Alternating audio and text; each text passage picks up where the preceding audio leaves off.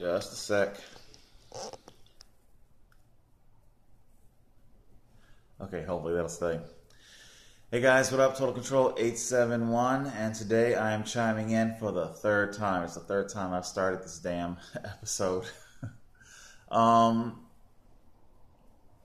in today with a very particular topic. Today's topic is going to be something that I think affects far more than just simply homeless people. I think just about everybody. Hold on a second here. I just want to move this. I got a really ghetto tripod situation going on here, and it's like it fell over a couple of times, and then I saw that my time was getting long, so I decided to do it again. All right, yeah, today's blog is going to be about something that I think can affect more than just simply homeless people. I think it can affect everybody. I think everybody has had issues with this, and that would be money, friendship, and personal happiness. That's today's topic today. All right, I'm going to see if I can really get through this a lot quicker than my first couple of attempts here. Back in about 2006 or 7-ish, something like that, right around the time the Transformers movie first came out, the first movie. In case for those of you who don't know, I used to be into toy collecting big time. I collected a lot of toys. It was my hobby. It was my passion. It gave me personal happiness. It gave me personal happiness during a time when there really wasn't much else I could give to myself. I had been renting rooms, so basically the financial situation was after you paid your rent, you had, and of course you got to squirrel away however much you're going to need for that week for food, and it's a rented room, and that usually means it's going to be a lot of eating out, so your food bill is going to be pretty pricey.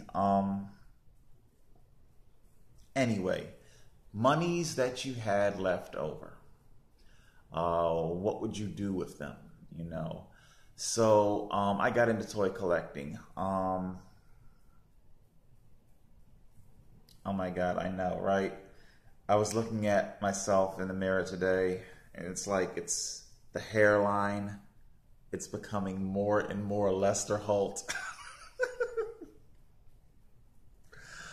Oh, the ravages of old age. Anyway, okay, I'm getting sidetracked.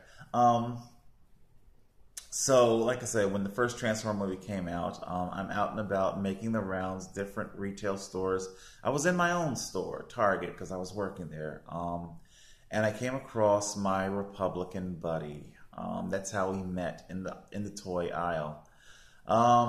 Like I said before, for expediting this story,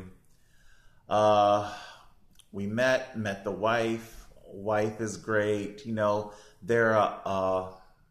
not rich. They're not rich. They're middle class. Maybe some would say upper middle class. I won't get into, I won't quote how much money and things like that they had or nothing like that. But they had a very nice home, a couple cars in the driveway, and anyway, and a baby was on the way. So, anywho, I met them. For the purposes of this video, for the purposes of this conversation, I will use the terminology friends. We became friends. Met them, their neighbors, the relatives, her folks, his folks, they were all very warm and very welcoming of me. They kind of got a gist of who I was. Proletariat, low-wage worker, one click above minimum wage, so anyway. 0809 rolls around. Not just simply America. It was several global banks collapsing. I don't gotta explain it to you guys. I'm sure you remember. Banks are collapsing, mortgage meltdown, real bad, right? Right. So when these type of things happen, places like retail, they begin to slash the fat fast, and I mean it's a bloodbath. 5,000 Target executed 5,000 of its executives. You know, it was a bloodbath. It really was. People were losing their jobs left and right. I had been put on notice that my full-time 40-hour-a-week job was going to be taken down to 20 hours. Really hoping that this thing doesn't fall over again. Taken down to 20 hours. There's a whole backstory there, but long story short, I ended up losing that job. The guy that I had been splitting the apartment with, he's now getting married. I am now, I guess you could say, yeah, so around 2009, 2010, that's when I was basically just pillar to post homeless. So it's like pillar to post at this moment. I won't give you the whole backstory of every place I had stayed temporarily, a few months here, a few months there. Anyway, the last of one of these such ventures was with a really crazy chick named Ramona. Ramona, oh my God. There's a backstory to Ramona. Ramona really was unhinged. She apparently owed like Comcast something like $3,000. There's a whole backstory as to how she let her bill get backed up to $3,000. But anyway, she wanted me to either pay it she wanted me to do some really dodgy, illegal shit about dummy up a lease, make them think that the place is mine. A lot of very dodgy shit that ends up, you know, later in court. You know, these courtrooms, they get filled with these kinds of domestic disputes, and whether they're violent or not. These are the types of things that I avoid like the plague. This is why I have a clean criminal record, because I think before I take action. Anyway, a phone call to my Republican buddy. He gets me, scoops me up, whisks me away. Original plan. I crashed there for 3 days because I had lined up another room to stay in. I think like the first night that I was there crashing at his place, the room fell through. I was like, okay, you know, I'll just hit the streets here. He's like, no, don't worry, just stay until you get another place lined up. Original plan turned into like a 3-month plan where, you know, once the baby comes, basically, you know. So just, you know, but there's a whole backstory there as to how I ended up renting a room with my Republican couple and the new baby. So I was there for a couple of years, as it turned out. During that time, the wife, Republican wife, yeah, that'll be my online handle for her, Republican wife. And by the way, I said this in another video like last year or whatnot. Republicans are not all what you think, just like Democrats aren't all what you think. There are different echelons of Republicans. You know, you've got your ultra white collar, light blue collar, you know, blue collar, and then you got your hillbillies. And anyway, these were, I guess we'll call them progressive Republicans. I'm an openly gay black man that they took in, you know, no problem. They tried very much indeed to help. We're going to be talking about that helping in just a second here. Anyway, so I'm renting. He had his own toy addiction. I got my toy addiction. And the way things had set up my life, the way my life had culminated was I had come to terms that there's never going to be a house for me. And there probably is never going to be an apartment like this in my future. There's backstory to that. That's going to be included in the sober suicide blogs when I go to do them. I came to terms with my financial outlook. Okay. Back in like 91, I wanted a BMW 850i. I wanted a Tudor style home with multi bedrooms. You know, I wanted the works and shit. So, and then I later, you know, as I approached my 30s, you know, well, how about a nice apartment and maybe a nice average sedan? You know, how about that? And then I came to terms again that that's never going to happen. Again, I'll talk more about my employment and my work ethic and how hard I was working and how it never bore any real fruit. I'll talk about that later in the Sober Suicide blogs. Anyway, so here I am. I'm renting rooms with my Republican couple. And Republican wife was she did not approve of my spending. Damn sure didn't approve of hubby's spending. And she probably saw me as somebody that contributed to my own delinquency, contributed to her husband's delinquency, and, we were two toy junkies contributing to each other's delinquency and shit. Anyway, she couldn't understand. And there were times where he himself, because like I said, he was vastly more financially stable than I was, So he would even give me, lectures and stuff, and I spoke about that before. What neither of them truly understood was that this toy collecting, it was my happiness. It was my personal happiness. I don't have a home, a real home. I'll never own a car. There are a lot of things in life that I'm never going to have. I've lived alone in life. There's never been any significant others, ever. And I came to terms with that I'll never have love in my life, ever. I'm sure by now you're probably all like, oh, you're being too bleak, pessimistic, and a whole bunch of other shit. But like I said, all of that's for a different blog. So because of this vast void in my life, there is a psychological reader, a psychological textbook. It talks about the 5 pillars, so like sex, love, shelter, money. It's like the 5 psychological pillars that hold up your mind. I already didn't have a significant other. There's no sex, there's no love, there's no anything. So what pillars I had left were already strained. Okay, put it like that. Like the spokes on a wheel. I was already running, missing a few spokes, so to speak. But my toy collecting, that was my happiness. I don't know if they really understood that or not. But what they wanted me to do was to stop spending money on the toys and start saving it. Here's the part that I'm talking about today. Save it for what? Okay?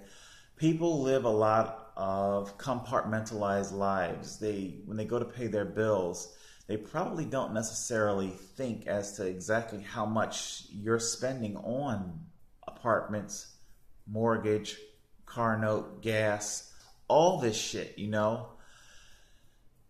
And it's all compartmentalized because you're just paying it piecemeal each week or each month, and you're not necessarily thinking.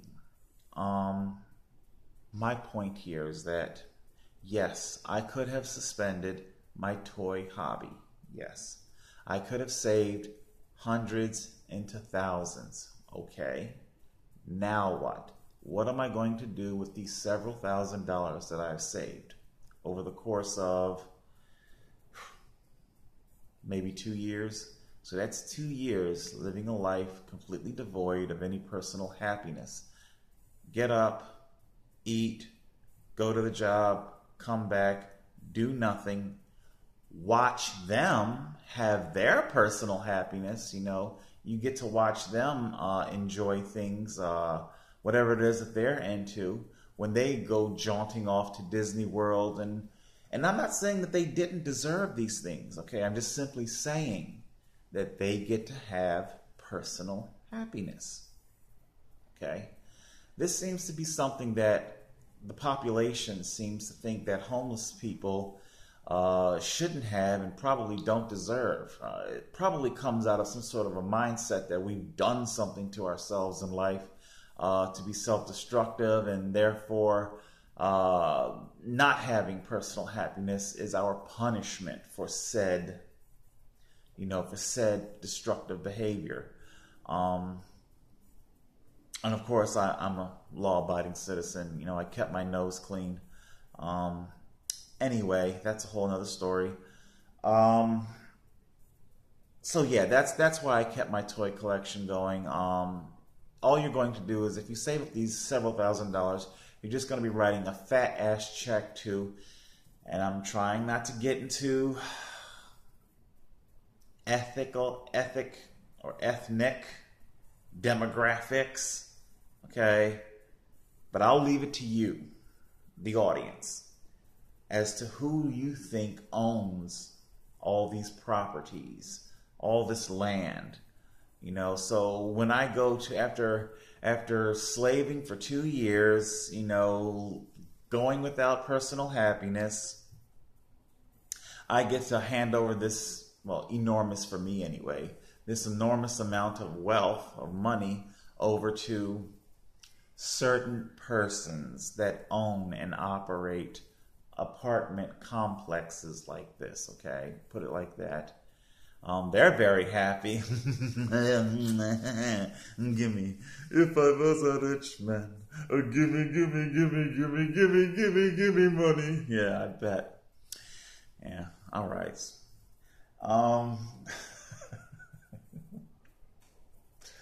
You know, it's not that I don't hate people. I'm just talking about facts and the facts of life. It would just simply be a fantastic amount of money. And then once I would be in here, you know, I was also going to do an art piece, I guess you'd call it, where I would just simply film myself inside like the bedroom back there. It's a small little bedroom because that's what I would end up renting for $700. And then they want you to chip in for the utilities and shit. So, you know, what would be left out of my disability would be absolutely nothing. Absolutely nothing.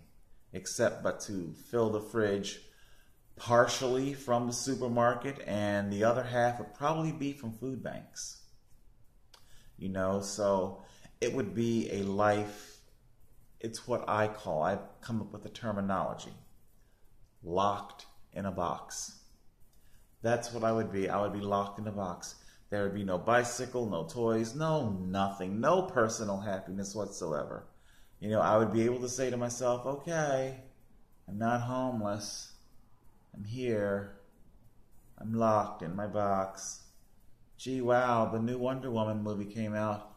I bet it must be good. Or maybe not good.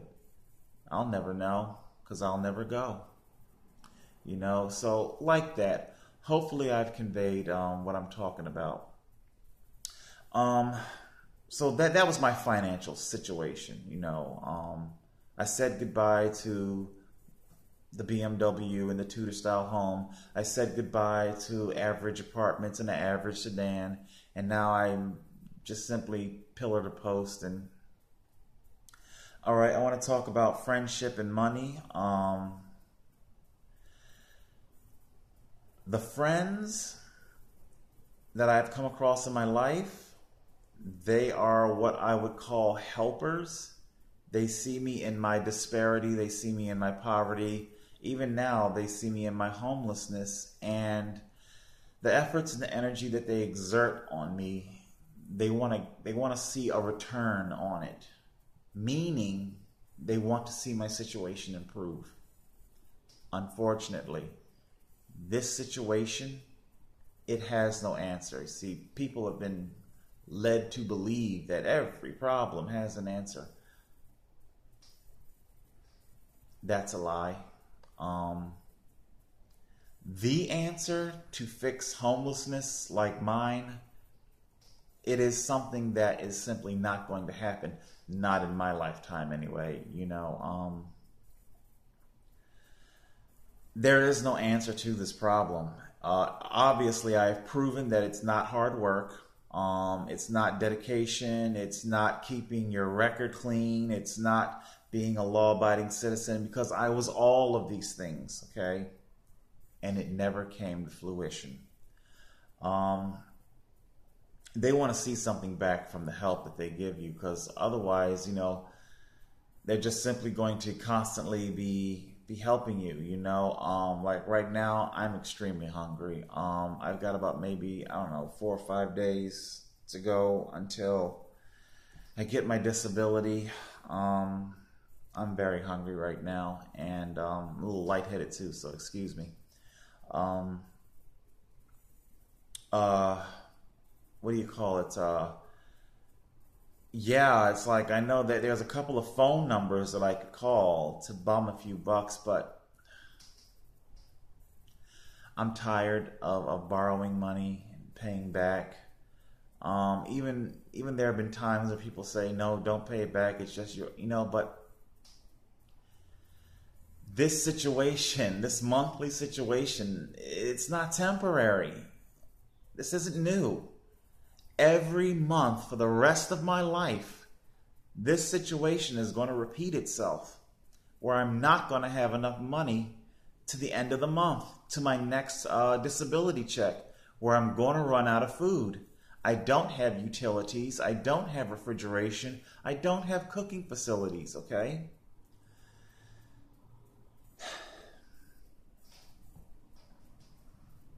It's just a cycle that's going to constantly repeat itself. So there really is no need reaching out to people and trying to get help from them, because it's not something that they're going to want to do constantly, whether I pay the money back or not. So, yeah. So, anyway, I know this probably didn't go the way that I wanted it to, but it is what it is. The money became an issue. The massive gap in our financial situation became a big issue between my Republican couple and myself. They couldn't quite understand why I wasn't doing certain things and continuing to do certain other things. But you know what? I will say this. There was this particular incident. Hold on a second. I want to make sure I'm still recording. I sure am, but I can see maybe what kind of time I got here. Okay, yeah, it's getting really long, really long. I'll finish out with this quick story about Republican Wife. Republican Wife was definitely the benediction of how I just... Anyway, one day, me, like I said, renting with them, working this super ghetto security job. How ghetto? The paychecks were starting to bounce. That ghetto. And because they were based out of Camden, they expected me, because the work location was in like Pleasantville or Northfield, whatever. Not Northfield, but Pleasantville, somewhere on the in between Pleasantville and Absecon. Yeah, there you go, Pleasantville, Absecon. Anyway, they wanted me to travel all the way to Camden, New Jersey, to pick up my paycheck. Yeah, do you know how much money that would cost catching a bus? I'm already getting a shitty ass wage, but that's what they themselves had become accustomed to. They're used to dealing with very ghetto, very thug, very nigga-ish, security personnel that would do this, that do. In other words, they hired the kind of security guards that buy loose cigarettes and loose blunts and. Anyway, and no, I'm like, no, I'm not gonna be doing that. No, just mail me the check. Well, the checks suddenly began arriving 2 days late, 3 days late, a whole week late, and when it would get to me, the check would bounce. There was a lot of misappropriation in the company's financing, and this was a company that was well known for the guards making a mad dash to check cashing places. Yeah, again, the type of people that they hire. They don't have bank accounts. They use a lot of check cashing places, and they don't think. Again, going back to the compartmentalized life, Oh, well, it's just a few dollars to cash it. Do you know how much money you're wasting? Anyway. And anyway, the checks would get cashed, and their account would go dry, and there wasn't enough money to cover everybody's check. I know, right? Like, how is that even a thing? And Republican wife, one particular evening, she had helped me set up an Excel spreadsheet because I had to do this to make these idiot ass hoodlums at this security agency realize this is how you're cheating me. This is how you're cheating me my wages. They did a cosmetic alteration on my check stub where it was supposed to be $10.50, but they were actually only paying me $10. So if I worked 8 hours, the gross should be $80. But it wasn't $80. It was less. The gross now. We're not talking about net. So that tells me that, you're not paying me $10.50. And they were probably doing that to not just me, but to a number of other companies. The security company is called Greenlee Security. I have no reason to fucking protect them. Everything I'm saying is fucking factual. And it can be documented because TD Bank definitely has a record of. Anyway,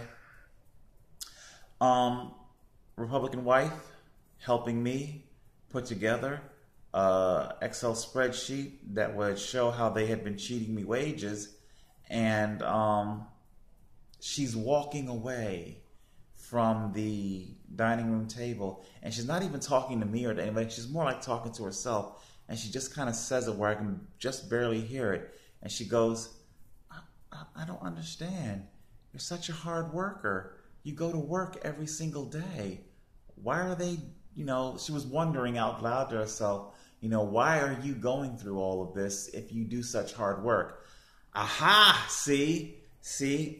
She caught a very quick glimpse from her Republican well-to-do life. She got to see what the proletariat have to go through.